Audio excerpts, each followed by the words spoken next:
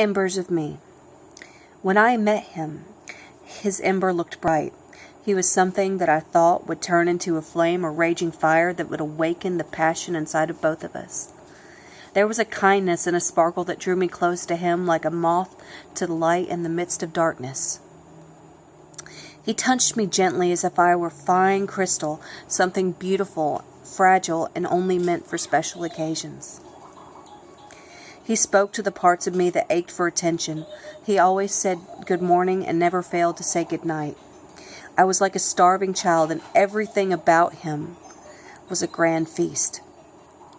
When he first took me into his bed, I was treated like a gift, something magnificent to behold. He took his time unwrapping the most inner parts of my heart. He waited patiently, as if he wanted to savor, hold on to the surprise that awaited him. When I was ready to share the gift we were saving, all the clothes were gone and I laid bare in front of him. He opened up a part of me, reveled in what I was, and enjoyed the moment that a new gift brings. After that, I was no longer the surprise, the prized possession. I was no longer the fine crystal. I became the coffee cup you keep around because there's no use in throwing out a good cup. I was something that kept him warm and made him feel good like a cup of hot chocolate on a cold day. I was the touch on a lonely night. I became the ember, but he did not want to fan my flames. He did not want to dance with my fire. Once again, I was starving. I was like a peasant in the presence of a king, a mere mortal in the presence of a god that only took what he wanted when he wanted it. I laid my gifts before him, and if I was lucky, sometimes he would open them, but they never felt appreciated. He was no longer the man that I met. When we finally walked away from one another, I was more broken than I was the first day my eyes met his. I can't quite see the same. My rose-colored glasses are gone.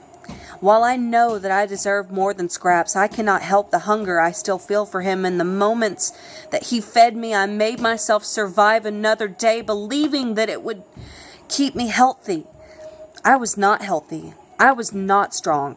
He weakened me. He watched as I faded from a flame to ashes in his presence.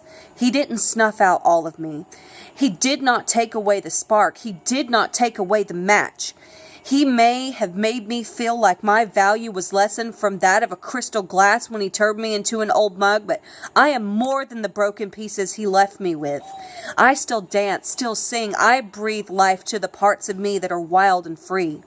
He was not able to see the light that gleamed so brightly through the broken pieces of my heart. He did not dare to allow himself to become more than a passing shadow. He can stay in his darkness.